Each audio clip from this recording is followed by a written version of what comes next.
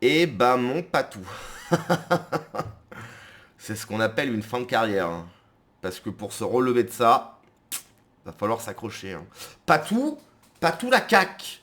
Hein, j'ai appris ça très récemment. C'est un pote qui m'a parlé de ça. J'étais passé totalement à côté de cette petite information. Le petit surnom de Patrick Bruel, c'est Patou la caque. Hein, on va voir ça juste après. Parce qu'il paraîtrait, hein, on ne sait pas, hein, que Patrick Bruel, effectivement, peut-être aimerait tout ce qui est en relation avec le caca. Voilà. Hein. Donc on va voir ça, on va voir ça. Donc Flash, le parquet requiert la mise en examen de Patrick Bruel pour V, tentative de V, agression S, harcèlement S et son incarcération pardon, de l'auguste de ce corps en détention provisoire. Cela concerne 9 victimes pour une partie et 4 victimes pour une autre. Et ben on va voir ça, hein, mais c'est ce qui est fou, hein, c'est que il avait une image, tu sais, de beau gosse, plaire aux femmes, etc. Alors de gauche, bien évidemment, hein, toujours de gauche, très engagé contre le rassemblement, contre le Front National. À l'époque, j'imagine toujours contre le Rassemblement National maintenant. Toujours des gens de gauche, toujours des gens qui militent à gauche et puis boum. Hein, puis là c'est pareil, Gérard Miller. Pas de nouvelles de Gérard Miller, très très engagé à gauche, pro et les filles Gérard Miller, hein. On se souvient. Qu'est-ce qu'il faisait ce bon vieux Gérard? Eh ben de loguer. Il ah, j'en peux plus. Il je l'ai pas. Il hypnotisait, pardon. Il hypnotisait les femmes. Et puis voilà, hein, toujours à gauche, toujours à gauche. Merveilleux. Donc bref, on lit l'article et surtout, on va voir Patou la caque. Alors ça va être rigolo. Bref, Patrick Bruel, déféré en vue d'une mise en examen. Bon, ça on l'a vu, ok? On enchaîne. Les faits qui lui sont reprochés ont lieu entre 2010 et 2019 et concernent 9 victimes. D'autres faits précis concernant 13 autres victimes ont également été joints au dossier de l'information judiciaire. Patrick Bruel est déféré ce mercredi au parquet de Nanterre et va être présenté à 3 juges d'instruction, indique le ministère public dans un communiqué. Le procureur de la République a requis l'ouverture d'une information judiciaire et sa mise en examen pour des faits de V, tentative, on l'a vu, concernant 9 victimes pour des faits, ça se répète, c'est pénible. Le parquet de Nanterre a requis le placement en détention provisoire du chanteur de 67 ans. Alors vous allez voir aussi, il y a ça, hein, il souhaitait des massages au niveau de son... Voilà. Je crois, hein, de ce que je comprends de toutes ces informations, il était très centré sur cette région du corps. Hein, tout ce qui touche au niveau du trou qui pue. Voilà, tout ça et tout ce qui en sort, etc. Je pense qu'il aimait bien ça. Mais on va voir, on va voir, on va voir. Alors, dans les détails, Patrick Bruel est suspecté d'une agression S à Grenoble en 2000, tentative de V à Bruxelles en 2010, tentative de V à Neuilly-sur-Seine en 2010, d'un V à Dinard en 2012, bon voilà, en Suisse en 2019. Bon bref, certains de ces faits qui avaient été classés sans suite dans le passé ont été réexaminés et ont pu être ainsi inclus dans la saisine des juges d'instruction. Selon le parquet de Nanterre, 4 victimes qui ont porté plainte avec constitution de partie civile sont aussi visées dans le réquisitoire introductif, ajoute le parquet. 13 autres faits précis d'autres procédures ont également été jointes à l'information judiciaire. Il s'agit de faits concernant 13 victimes de V. Ok. Ces procédures permettront au juge d'instruction de vérifier si la prescription est effectivement acquise et de connaître globalement les faits reprochés à Patrick Bruel, précise le parquet de Nanterre. C'est une vraie première victoire judiciaire pour les victimes. J'ai évidemment une pensée particulière pour Daniela Elsner, qui a été la première dans cette nouvelle procédure à avoir courageusement ouvert la voie et grâce à qui cette procédure en est là. Et a réagi Jade Dusselin, l'avocate de Daniela Elsner. Les faits dénoncés par Daniela Elsner, directrice générale d'Unifrance, auraient eu lieu en marge du festival du film français à Acapulco, au Mexique, en 1997. Je suis satisfaite que la justice ait pu entendre la parole de mes clientes, comme celle de l'ensemble des plaignantes. L'ouverture de cette information judiciaire va désormais permettre un travail serein et approfondi sous l'autorité du magistrat instructeur, dans le respect du contradictoire et avec l'ensemble des avocats intervenant dans le dossier, indique de son côté Madame Myriam Guetch Benayoun, avocate de plusieurs plaignantes. 3 nouvelles plaintes pour V et tentative de V. L'artiste de 67 ans aura passé 48 heures en garde à vue, régime sous lequel il a été placé lundi matin. Il était interrogé par des enquêteurs de la police judiciaire parisienne sur des violences dénoncées par 13 femmes, avait précisément indiqué le parquet de Nanterre. Lundi, ses avocats, Madame Céline Lassec, Fanny Collin et Christophe Ingrin, avaient expliqué que le chanteur avait depuis plusieurs semaines fait savoir qu'il était à la disposition de la justice pour pouvoir enfin répondre dans le cadre de la procédure judiciaire devant l'autorité compétente. Le mec, il a 3 avocats. Bon, il est multimillionnaire, mais quand même. Lors de sa garde à vue, 3 nouvelles plaintes pour V et tentative de V ont par ailleurs été annoncées par 2 avocates de plaignantes déjà déclarées, Madame Myriam Gedjbenaoum et Corinne Herman. La cliente de Gedj Benamoun, avocate également d'Ophélie Feiger. Pourquoi à chaque fois ils ont des noms horribles? C'est des noms impossibles à porter. Bon, bref, Ophélie, voilà. Dont la plainte classée sans suite en 2022 a fait l'objet d'une réouverture d'enquête en mai. Dénonce une tentative de V en 2000 alors qu'elle avait 19 ans, au domicile du chanteur. Donc en 2000, donc elle avait 19 ans, en 2000 il a 69. 69 moins 26, ça fait 43. Il avait 43 ans.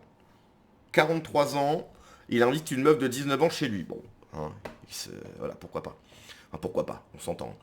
Quant aux 2 femmes défendues par M. Herman, conseil de la journaliste Flavie Flamand qui accuse l'artiste de l'avoir V adolescente en 91. Elle accuse le chanteur de V et souhaite être entendue par un juge d'instruction selon leur avocate. Sous pression, Patrick Bruel, qui conteste l'ensemble des accusations, a annoncé l'annulation de la majeure partie de sa prochaine tournée qui devait commencer mi-juin à Paris avant de l'emmener dans les festivals. Et bah, tu vas pas y foutre un pied au festival à mon avis, mon Patrick. Donc bref, avant que l'on regarde pas tout la caque, il y a un autre article là qui vient de passer. Il souhaitait des massages au niveau de son trou qui pue. Une plainte pour agression, encore déposée par une esthéticienne de Perpignan. Donc il se pointe chez l'esthéticien, il dit: est-ce que tu peux me masser au niveau du trou qui pue? Bah non monsieur, on n'est pas là pour ça, le petit massage. Hein. Une esthéticienne de 29 ans a déposé une nouvelle plainte auprès du parquet de Nanterre contre Patrick Bruel pour les faits dénoncés seront produits en juillet 2019 lors d'un séjour du chanteur dans un hôtel spa de Perpignan. La justice ne lâche pas le dossier Bruel. L'esthéticienne perpignanaise, qui accuse le chanteur de gestes déplacés et de harcèlement, a décidé de porter l'affaire devant le parquet de Nanterre ce mardi 12 mai 2026, rapporte l'Indépendant. Cette démarche intervient après un premier classement sans suite de sa plainte en septembre 2021. Ok, donc en gros, elle a porté plainte, ils lui ont dit oui, bon allez, vas-y, bouge. Là, on voit qu'effectivement, il y en a beaucoup qui commencent à se plaindre, vas-y, bah j'y retourne. Pourquoi pas, c'est vrai que c'est déplacé, hein. Tu lui demandes pas de te masser le trou qui pue, quoi. Les faits remontent au 7 juillet 2019, alors que Patrick Bruel est à l'affiche du festival Les Déferlantes. Il séjourne dans un établissement 4 étoiles, bah pourquoi pas, où travaille la plaignante. Selon ses déclarations, lors d'une séance de massage de 45 minutes, l'artiste aurait eu une attitude sans équivoque. Tout au long du massage, il souhaitait des prestations. Je rigole, mais c'est pas drôle. C'est-à-dire que je l'imagine aller se faire masser et toutes les 2 minutes, allez, tu veux pas un petit peu me... Hein, tu veux pas un petit peu me... Tu sais que comme ça, il fait des gestes abominables. Oh, quelle horreur. Bon après c'est peut-être faux, on sait pas. Hein. Attention, il n'a pas été jugé, hein, donc il est non coupable pour le moment, bien sûr, bien sûr, bien sûr. Plus particulièrement des massages au niveau de son, il se disait clairement, il le disait clairement. Elle décrit un comportement insistant et des demandes salaces qui l'avaient poussé à sortir du silence une première fois en octobre 2019. Initialement, le procureur de Perpignan avait ouvert une enquête avant que le parquet de Nanterre ne s'en saisisse. Malgré la concordance de plusieurs témoignages, la justice avait conclu en 2021 à l'absence d'éléments permettant de caractériser une infraction pénale. Cette nouvelle plainte démontre la détermination de la jeune femme à obtenir un procès. Comme d'autres plaignantes, elle refuse de voir l'affaire close prématurément. Aucun élément financier ou transaction n'a été mentionné dans les pièces actuelles du dossier. Bon, hein, ça commence à sentir du rond qui pue. Voilà, on est encore dans le même... Oui, on est au niveau du rond qui pue. Là, ça commence à sentir pas bon. Bon, là, c'est le moment un petit peu comique. Pas tout la caque. Quand 2 youtubeuses célèbres parlaient de Patrick Bruel, la vidéo refait surface. Alors que les accusations contre Patrick Bruel continuent de s'accumuler, une vidéo oubliée de 2 influenceuses très connues refait surface sur les réseaux sociaux. Leur surnom pour le chanteur et leur rire gêné prennent aujourd'hui une toute autre dimension. Retour sur une séquence qui fait beaucoup parler. Sur le papier, Patrick Bruel traverse une période plutôt faste côté professionnel. À 66 ans, il foule les planches du théâtre. Édouard Seine dans deuxième partie aux côtés de Marine Delterme et Stéphane Fraisse. En parallèle, il prépare une tournée anniversaire prévue en fin d'année pour célébrer les 35 ans de l'album Alors Regarde. Deux projets ambitieux qui auraient dû monopoliser l'attention médiatique. Sauf que depuis le 7 mai dernier, c'est une toute autre actualité qui occupe l'espace. Mediapart a publié une enquête accablante dans laquelle plusieurs femmes accusent le chanteur de violence S. Des faits qui se seraient déroulés entre 91 et 2019. Bon, ça, Bon, hein, vous savez quoi, on va... Voilà, parce que ça, on sait. Las Vegas, poker, un surnom qui en dit long. Silent Jill et Gaël Garcia Diaz. Alors la première, je sais pas, la deuxième, je vois qui c'est, mais bref. Si vous traînez un peu sur YouTube, ces noms vous parlent forcément. La première, pas du tout. Les deux influenceuses cumulent des millions d'abonnés et sont connues pour leur ton cash et leur humour sans filtre. Dans une vidéo ancienne, elle raconte avoir croisé Patrick Burrell lors d'un championnat du monde de poker à Las Vegas. Le chanteur est un passionné de poker depuis la fin des années 90. Il fréquente les tournois internationaux depuis 96 et s'est forgé une vraie réputation dans ce milieu. C'est donc dans le cadre de cet événement que leurs chemins se sont croisés. Mais visiblement, la rencontre ne l'a pas laissé un souvenir impérissable aux deux vidéastes. Dans la séquence largement relayée sur X, anciennement Twitter, Silent Jill et Gaël Garcia Diaz adoptent un ton moqueur dès qu'elles évoquent l'interprète de Qui a le droit. Elle le surnomme Patou la caque, hein, bien sûr, avant d'éclater de rire. Puis elle lâche une phrase devenue virale, on sera silencieuse, les vrais savent. Le genre de formule qui ressemble à un secret partagé, suffisamment explicite pour ceux qui comprennent, suffisamment vague pour ne rien affirmer juridiquement. Voilà, c'est ça quoi. À l'époque de la mise en ligne, la vidéo n'avait pas particulièrement fait de vague, mais aujourd'hui le contexte change absolument tout. Ok. Avec les accusations révélées par Mediapart, les internautes ont immédiatement fait le lien. Sur X, la vidéo est devenue virale en quelques heures, accompagnée de commentaires du type finalement ce que dit Silent Jill et Gaël Garcia Diaz prend tout son sens. Le clip a été partagé des milliers de fois, souvent assorti d'un emoji bouche bée. Il faut être clair, les deux youtubeuses ne formulent aucune accusation directe dans cette vidéo. Elles ne décrivent aucun fait précis, ne racontent aucune scène compromettante. Leur ton oscille entre la moquerie et le sous-entendu. En fait, elles ont peut-être pas envie que le mec porte plainte contre elles, quoi, si tu veux. Et si précisément cette ambiguïté qui alimente les spéculations. Que s'est-il passé exactement à Las Vegas? Ont-elles été témoins de quelque chose? Ont-elles entendu des récits d'autres femmes présentes? Impossible de répondre avec certitude. Depuis la résurgence de la vidéo, ni Silent Jill, rien à voir, ni Gaël Garcia Diaz ne sont exprimés publiquement pour clarifier leurs propos. Et elles le feront jamais parce qu'elles n'ont pas envie d'avoir de problème, j'imagine. Ce silence, ironiquement, fait écho à leur propre phrase, on sera silencieuse. Une ancienne Miss avait elle aussi témoigné de manière marquante sur le comportement du chanteur. Bref, on regarde la vidéo, enfin. Première soirée à Vegas. Ouais. Parce qu'évidemment, on est en plein championnat du monde de poker, donc qui est à Vegas en plein Patrick Bruel. SOP, Qui connaît Gaël. Pas de patte. Elle le dit. À Vegas en plein Patrick Bruel. SOP, Patrick Bruel, elle le dit. Qui connaît Gaël. pas de patte.